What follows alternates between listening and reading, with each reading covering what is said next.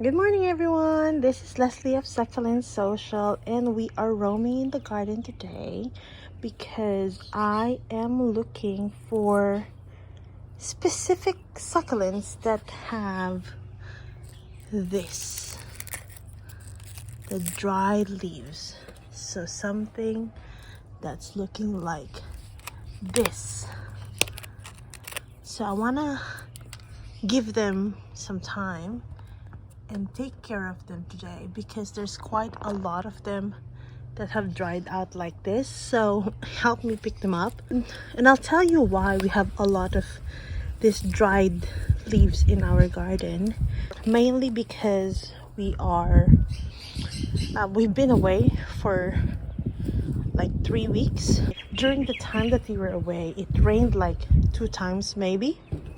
A lot of them have not received the amount of water that they wanted, and therefore some of them have dried out. Now the thing with succulent is, especially say for a rosette like this, the new growth happens in the middle of the succulents. You can say that these are younger leaves and these are the older leaves.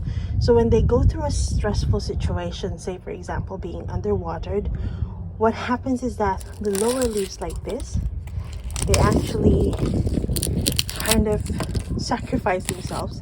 They're the ones that dries out so that all the energy will be put through to the newer leaves so that they can continue to grow. And also it's currently summer here in Australia, which means that they are actually they would require more water than usual.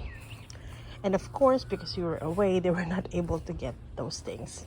Another reason that they have dried lower leaves, is because of growth. For a lot of succulents, it's the growing season. So that's the time that they produce their babies.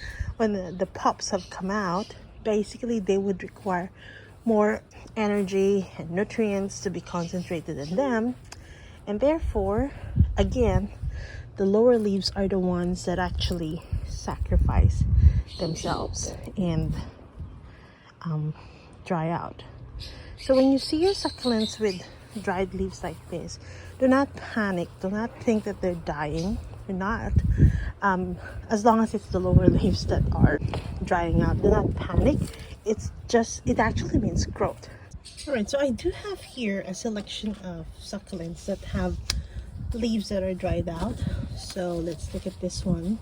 This is an Echeveria capri, which is really pretty, and it has a lot of lower leaves. Now this is a perfect ASMR video to do, actually, removing dried leaves, because the sound of the crunch is just really good.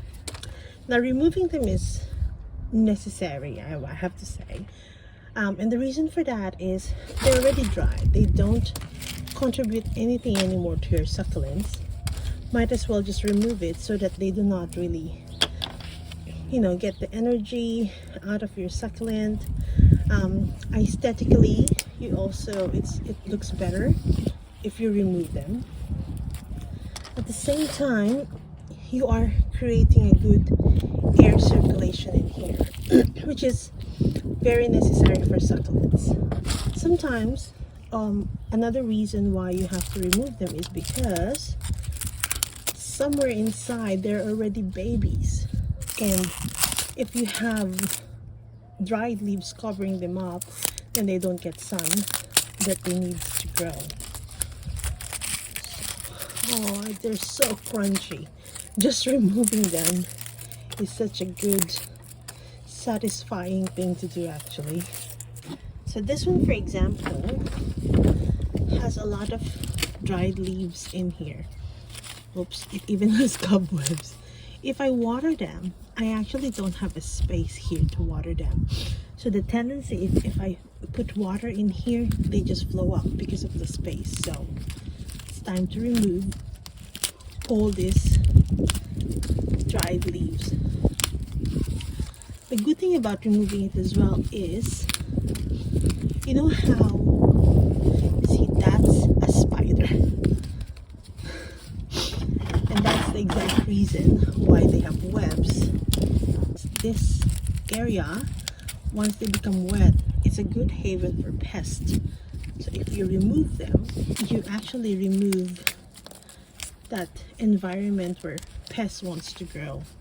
So if you have things like this that are semi dried, just remove them too, because unfortunately they won't go back to being healthy anymore. So I'm just gonna leave the spider, it's gone. And we'll just, it's gone already, no spider anymore. But anyway, yeah, so you create a space that is that does not invite pests. All right, sometimes if it's a cluster like this, it's difficult for you to reach through the other leaves, so that's the time that you can use forceps like this to just remove them. There we go.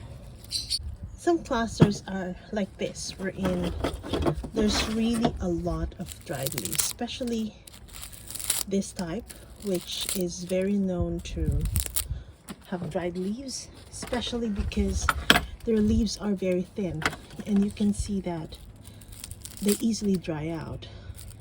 That's the time that you use your forceps to remove them.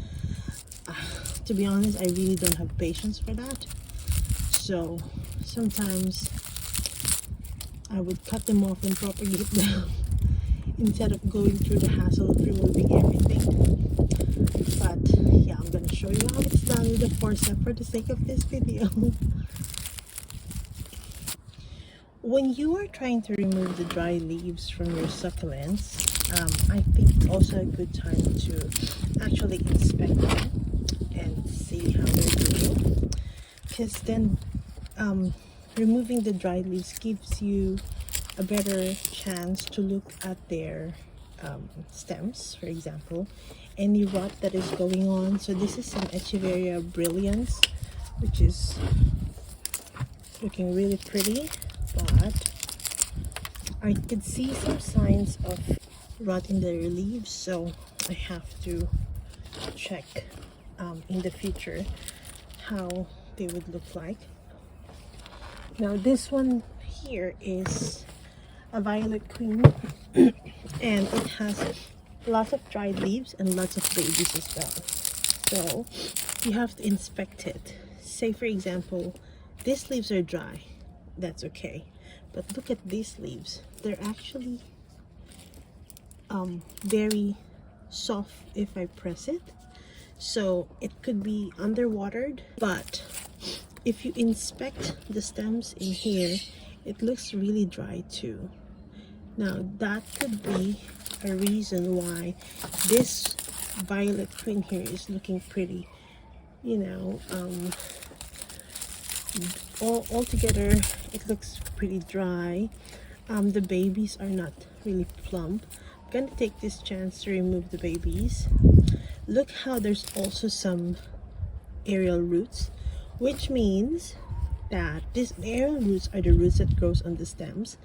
And basically the reason for that you have aerial roots is because they're trying to get moisture or water from the air, and the reason why they do that is because they cannot get water from the stem. So I'm just gonna take out all these babies, see how much roots they have. All right, I'm gonna cut off here and show you how it looks like.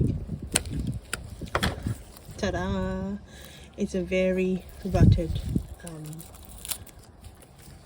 stem, so we just have to cut through. If it's rotted here, it means all the way through the roots is no longer salvageable. But if you cut through and through, you have to find a part that no longer has these black spots.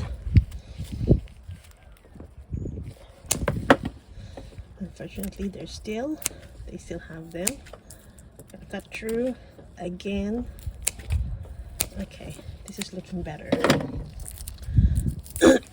So now I'm going to let this dry out, and I'm going to get a new pot later and plant it, so it will be a new plant.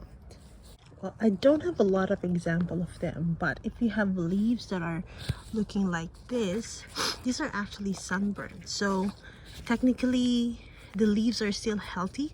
They're not dried, but the top ones are because of too much exposure to the sun. And now sometimes this depends on the type of succulents that you have. So these are baby Debbies, and they're very susceptible to sunburn. So just be careful, especially on extremely hot days, to ensure that you have shade cloth over them. All right, so here they are now. Look at them. They're looking better now. Aesthetically, they look great because there are no more dried leaves. They have some space for, you know, growth and air circulation in here.